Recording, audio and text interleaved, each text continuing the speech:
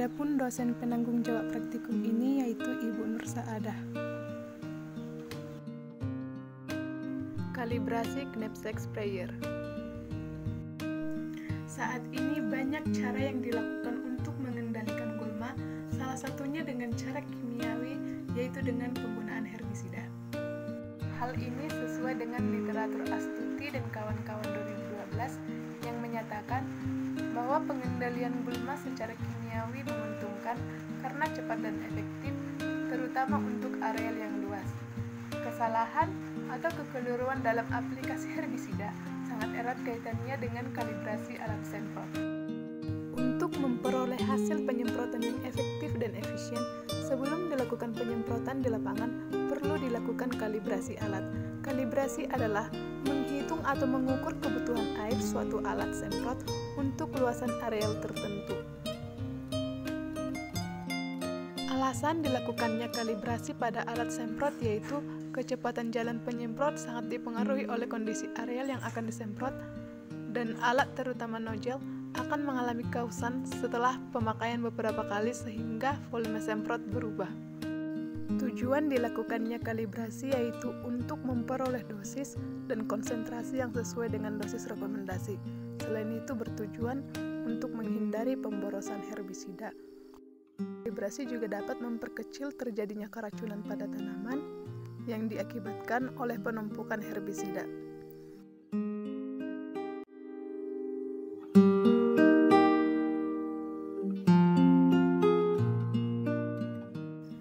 Dan yang terakhir yaitu untuk memperkecil terjadinya pencemaran lingkungan. Hal-hal yang harus diperhatikan dalam kalibrasi, yang pertama tipe nozzle, yang kedua tekanan semprot sprayer konstan, yang ketiga ketinggian nozzle sebaiknya 40 cm di atas permukaan tanah karena semakin pendek lebar semprot semakin kecil dan semakin tinggi lebar semprot semakin melebar. Kemudian yang terakhir yaitu hal yang harus diperhatikan, kecepatan jalan harus konstan.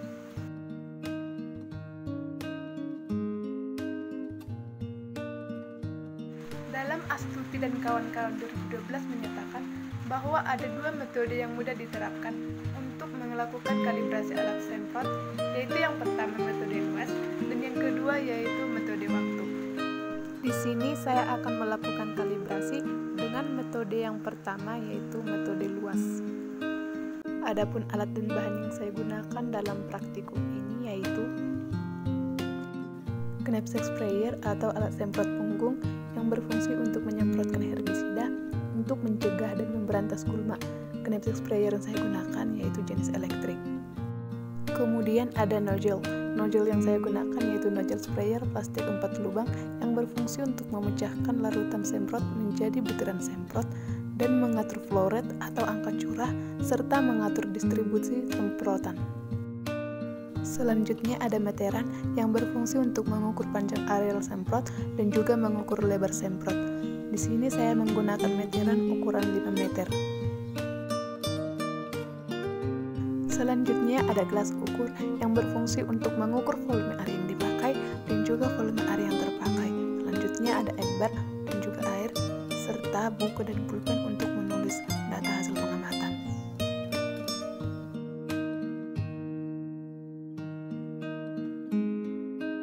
Langkah pertama yang harus kita lakukan yaitu pastikan alat yang kita gunakan dalam kondisi bersih dan tidak bocor dan tidak ada yang menyumbat di nozzle-nya.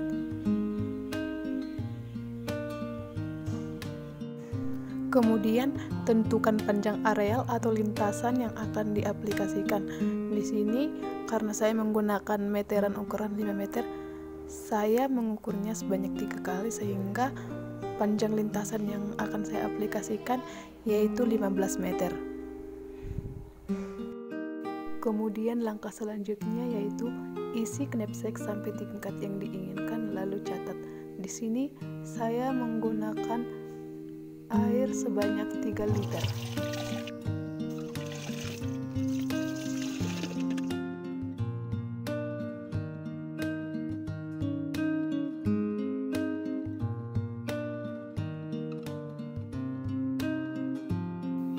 Langkah selanjutnya yaitu aplikasikan atau semprot pada areal yang telah ditentukan tadi. Di sini, untuk menentukan volume air yang terpakai, kita melakukan 3 kali pengulangan.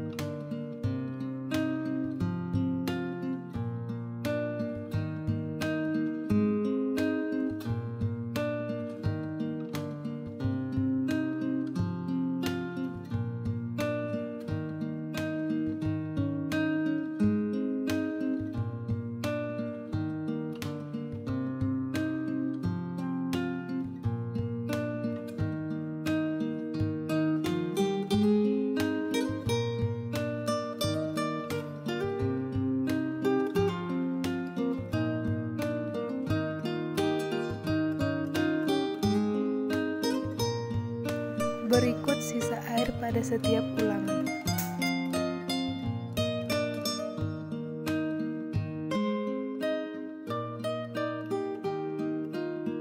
Selanjutnya kita akan mengukur lebar semprot efektif atas watt. Di sini ketinggian sangat diperhatikan. Ketinggian nozzle sebaiknya 40 cm di atas permukaan tanah.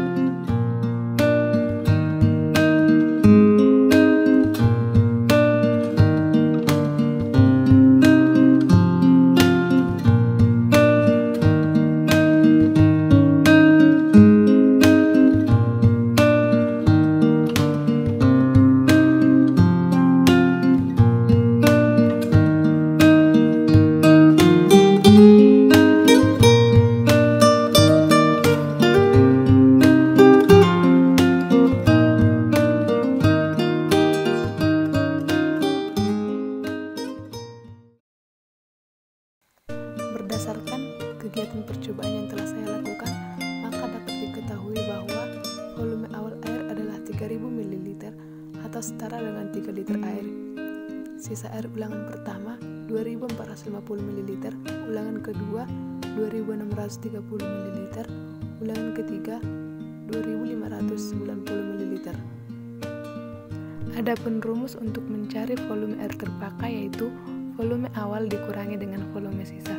Pada perlakuan ulangan pertama, volume air yang terpakai yaitu 550 ml dengan waktu 40 detik. Pada ulangan kedua, volume air yang terpakai 370 ml dengan waktu 24 detik. Pada perlakuan ulangan 3, volume air yang terpakai yaitu 410 ml dengan waktu 25 detik. Maka volume rata-rata yang terpakai yaitu 443 ml atau sama dengan 0,4 liter. Selanjutnya yaitu mencari lebar bidang semprot efektif atas watt. Adapun rumusnya yaitu lebar semprot terukur dikali 80%. Pada perlakuan ulangan pertama, lebar semprot terukur yaitu 1,02 meter sehingga wattnya sama dengan 0,8 meter. Perlakuan ulangan 2, lebar semprot terukur 1,3 meter sehingga lebar semprot efektif 1,04 meter. Pada perlakuan ulangan ketiga, lebar semprot terukur 1,2 meter sehingga diperoleh watt 0,9 meter. Maka rata-rata lebar semprot efektif atas watt yang diperoleh yaitu 0,9 meter. Nah, di sini kita akan menghitung volume semprot. Berdasarkan perhitungan yang telah kita lakukan, maka dapat diketahui bahwa volume air terpakai yaitu 0,4 liter, panjang areal semprot 15 meter, lebar bidang semprot 0,9 meter. Adapun rumus dari volume semprot yaitu 10.000 meter kuadrat per hektar dikali dengan volume air terpakai dibagi dengan panjang areal semprot dikali dengan lebar bidang semprot efektif, sehingga diperoleh 10.000 meter kuadrat per hektar dikali 0,4 liter per 15 meter dikali 0,9 meter. Maka volume semprot atau kebutuhan air yang saya dapatkan 296,3 liter per hektar. Maka dengan data volume semprot tersebut, saya dapat mengkalkulasikan bahwa kebutuhan herbisida yang saya butuhkan per tangki adalah sebagai berikut. Diketahui dosis anjuran suatu herbisida dengan bahan aktif bispiribak sodium yaitu 250 ml per hektar. Volume semprot 296,3 liter per hektar dengan kapasitas tangki yang saya gunakan yaitu 16 liter. Nah, untuk mencari kebutuhan herbisida per tangki digunakan rumus dosis anjuran label per volume semprot dikali dengan kapasitas tangki, sehingga diperoleh 250 ml per hektar dibagi dengan 296,3 liter per hektar dikali 16 liter sama dengan 13,5 ml.